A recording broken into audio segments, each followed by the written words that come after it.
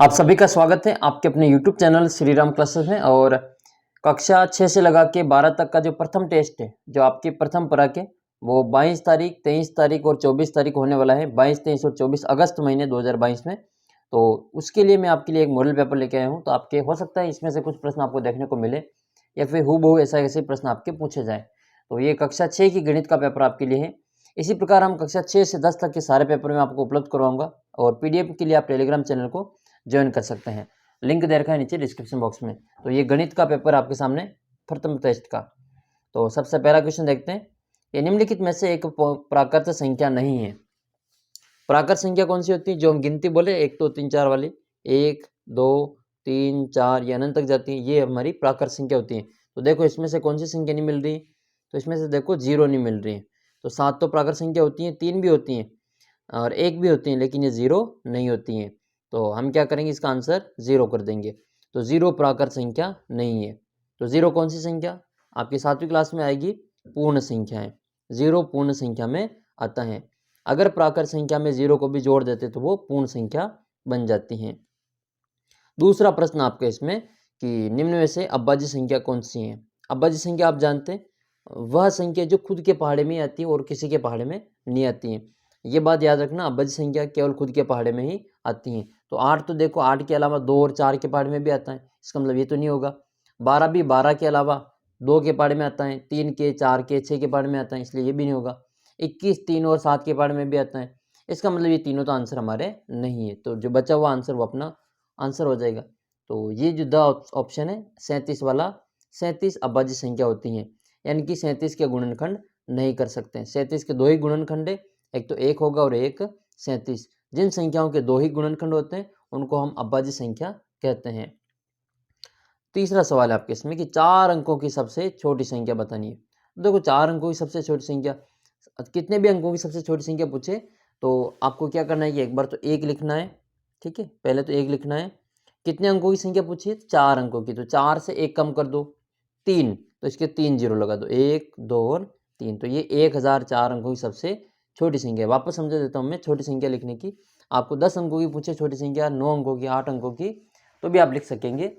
सबसे छोटी संख्या लिखने के लिए आपको पहले तो 1 लिखना है, फिर जितने अंकों की पूछी उससे 1 कम। जैसे आपको 5 अंकों की पूछे तो आपको 4 जीरो लगाने, और 10 अंकों की पूछे तो आपको 9 जीरो लगाने। इसमें हमको 4 अंकों की पूछी तो हमने 3 जीरो लगाए। मान लो आपको जो 3 अंकों की सबसे छोटी संख्या पूछे तो फिर हम 2 जीरो लगा देंगे, और 2 अंकों की पूछे तो फिर हम 1 जीरो लगाएंगे। 8 अंकों की पूछे तो फिर हम 7 जीरो लगाएंगे। समझ में आगे होगी सबके ये? ठीक है, तो इस प्रकार से हम सबसे छोटी संख्या बना सकते हैं। बड़ी संख्या भी लिख सकते हैं, 4 अंकों की सबसे बड़ी संख्या। बड़ी संख्या में जितने अंकों की पूछी उतनी बार 9 लिख लो।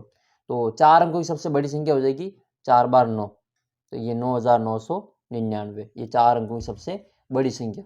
आपको 5 अंकों की बड़ी पूछे तो 5 बार 9 लिख लो। 6 अंकों की बड़ी पूछे तो 6 बार 9 लिख लो। ठीक है, जितने अंकों की बड़ी पूछे तो उतनी बार उसके 9 लिख लो। 2 अंकों की पूछे तो 2 बार 9 लिख लो। 1 अंक की सबसे बड़ी संख्या तो 9 हो जाएगी, 2 अंकों की 99 हो जाएगी, 3 अंकों की 999, 4 अंकों की 9999। इस प्रकार से हम बड़ी अंकों की संख्या बना सकते हैं। चौथा प्रश्न आपके कि किसी व्रत में अधिकतम कितने केंद्र हो सकते हैं? देखो जैसे ये व्रत है आपके सामने, ठीक है, ये पूरा एक व्रत है। इसमें इसका तो केंद्र जो होता है, व्रत होता है, वो व्रत का केंद्र वो हमेशा एक ही होता है। ठीक है, उसी बिंदु से इसकी चारों ओर की दूरी हमेशा बराबर होती है, और वो जो बराबर दूरी होती है इसको हम उसकी त्रिज्या कहते हैं। और 2 त्रिज्या को जो मिला देते हैं वो उसका व्यास हो जाता है। ठीक है, इसके जो चारों तरफ की जो बाउंड्री है इसको परिधि कहते हैं। समझ में आ गई ये सब चीज़ें? तो ये परिधि, व्यास, त्रिज्या ये व्रत से संबंधित होती हैं। फिर आपके इसमें बताना है कि 1 लाख में कितने हज़ार होते हैं? 1 लाख में कितने हज़ार होते हैं? तो सबसे पहले तो हम देख लेते हैं कि 1000 में कितनी चीज़ें होती हैं। तो ये होता है 1000, 1000। अब 10,000 में कितने हज़ार होते हैं? तो 10,000 में 10,000 होते हैं। 10,000 में जैसे 10,000 का आपको पैसे गिनने हैं तो 1-1 हज़ार के आपके पास में 10 नोट होने चाहिए। अब तो 1-1 हज़ार के नोट बंद भी हो गए, लेकिन पहले चलते थे 1 हज़ार के नोट। तो 1-1 हज़ार के 10 नोट होंगे तो आपके पास में 10,000 हो जाएंगे। अब आपके पास में 1 लाख, यानी कि 1 लाख का मतलब 100,000। कितने हज़ार? 100,000, यानी कि 1-1 हज़ार के आपके पास में 100 नोट होंगे तो वो आपके 1 लाख के बराबर आएगा। तो ये आपके 1 लाख में 100,000 होते हैं। अगला क्वेश्चन आपके कि 1 बिलियन में 1000 मिलियन होते हैं, तो ये तो इसमें गलत है। 1 बिलियन में 1000 मिलियन नहीं होते हैं। सभी सम संख्याएं बाज्य होती हैं, तो हाँ ये बिल्कुल सही है। अच्छा, सभी सम संख्याएं बाज्य होती हैं, ये गलत है। सभी सम संख्याएं बाज्य नहीं होती हैं, इसमें से एक संख्या को छोड़नी पड़ेगी, 2 को। 2 अबाज्य संख्या है, ध्यान रखनी है, 2 अंक अबाज्य संख्या है और बाकी सभी जो विषम संख्या है वो बाज्य संख्या है। सम संख्या बाज्य है, बाकी सभी संख्याएं वो बाज्य हैं। 2 के अलावा सभी सम संख्याएं बाज्य हैं, तो ये भी आपके गलत हो जाएगा।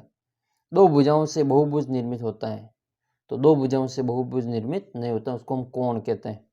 और 0 पूर्ण संख्या 1 का पूर्ववर्ती 0 होता है, तो 1 का पूर्ववर्ती हाँ 0 होता है।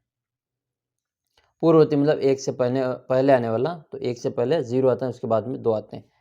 तो ये इस प्रकार से आपके टोटल इसमें 12 प्रश्न हुए। अब हम देखते हैं इसका प्रश्न संख्या 13 और 16 के प्रथम 5 गुणज लिखने। जब भी आपको गुणज के बारे में पूछा जाए, कोई सब दूसरा सवाल दे दें, तो आपको उस संख्या का पहाड़ा लिख लेना है। जैसे 16 के 5 गुणज पूछे तो 16 एकम 16, 16 दूनी 32, 16 तिया 48 और 16 चौक 64 और 16 पंजे 80। आपको पूछे कि 2 के गुणज लिखो 5, तो 2 एकम 2, 2 दूनी 4, 2 तिया 6, 2 चौक 8, 2 पंजे 10। ये प्रथम 5 गुणज है। 3 के गुणज पूछ ले तो 3 एकम 3, 3 दूनी 6, 3 तिया 9, 3 चौक 12 और 3 पंजे 15। ये 5 गुणज मैंने लिख लिए। अच्छा, एक प्रश्न का उत्तर आपको कमेंट करना है। 5 के प्रथम 5 गुणज लिखने हैं। 5 के प्रथम 5 गुणज आपको कमेंट बॉक्स में लिखना है। PDF टेलीग्राम चैनल पे मिल जाएगी, लिंक नीचे डिस्क्रिप्शन बॉक्स में दे रखा है। अगला प्रश्न है, आरोही क्रम में लिखना है। आरोही क्रम क्या होती है? बढ़ते क्रम में, ठीक है। आरोही क्रम जैसे 1 2 3, ये आरोही क्रम में। इसको उल्टा लिख ले तो अवरोही क्रम में, 3 2 1। ये अवरोही क्रम में और ये वाला आरोही क्रम में। आरोही क्रम में बढ़ते हैं, अवरोही क्रम में घटते हैं। आरोही का मतलब चढ़ना होता है, जैसे ऊपर चढ़ते हैं, ठीक है। और अवरोही का मतलब नीचे उतरना होता है। तो ये ऊपर चढ़ेंगे तो आरोही, नीचे उतरेंगे तो अवरोही। यहाँ ऊपर सबसे बड़ी संख्या लिखी हुई, जैसे 10, यहाँ पे 1 लिखा हो, यहाँ पे 5, फिर यहाँ पे 5 और यहाँ पे 1, तो 1 5 10 ये आरोही क्रम में, जबकि 10 5 1 ये अवरोही क्रम में। तो सबसे पहले बड़ी संख्या लिखेंगे। देखो ये 1851 है, 65,341 है, 57,814 और 83,638 है। सबसे बड़ी संख्या बाद में आएगी, सबसे छोटी संख्या पहले आएगी। तो ये आ जाएगी सबसे पहले 1851, फिर इसके बाद में आएगी 65,341, फिर इसके बाद में आ जाएगी 83,638, इसके बाद में आएगी 97,814। ये इतनी संख्या है, ये इनको हम आरोही क्रम में लिखा है। अवरोही क्रम में पूछे तो पहले बड़ी लिखना है, बाद में छोटी लिख देनी है। एक त्रिभुज बनाकर उसकी कितनी भुजाएं होती हैं बतानी है। एक त्रिभुज बनाना है, एक त्रिभुज इस प्रकार से बना लेना आपको। ये 3 भुजाओं से घिरी हुई बंद आकृति होनी चाहिए। बंद आकृति होगी तो उसको हम त्रिभुज कहेंगे और इसको नाम दे देना, यहाँ पे A, यहाँ पे B और यहाँ पे C। ये 3 भुजाओं से घिरी हुई बंद आकृति को हम इसमें त्रिभुज कहते हैं। तो इस प्रकार से आप इसमें कर लेना है। फिर अगली संख्या इसमें कि इसका गुणनफल ज्ञात करना है, तो गुणनफल तो आपको कर लेना है। गुणनफल तो कर लोगे आप इसमें 1668 को आपको 1668, इसको आप गुणा करना है आपको 125 से। 125 से इसको गुणा करना है। तो इसमें जो गुणा करके आप इसमें आंसर निकाल पाएंगे। तो ये गुणा तो आपको खुद को ही करना पड़ेगा, ठीक है। तो 125 को 3 कड़ी वाला गुणा है, तो आप इसमें खुद करें। PDF आपको हमारे टेलीग्राम चैनल पे मिल जाएगी। ये गणित का पेपर था, आपके 22 तारीख 23 तारीख 24 में से कभी भी होगा। तो इस प्रकार के प्रश्न आपके आ सकते हैं। तो आप चैनल को ज़रूर सब्सक्राइब कर लेना, वीडियो को अधिक से अधिक शेयर कर दें और बाकी के पेपर हैं वो भी आपको यहाँ पे मिल जाएंगे। आपको विज्ञान की, सामाजिक के, हिंदी के सभी पेपर आपको यहाँ पे उपलब्ध हो जाएंगे। तो आप चैनल को सब्सक्राइब जरूर कर लेना। तो जल्दी मिलते हैं आपको अगले वीडियो में, तब तक जय हिंद, जय भारत।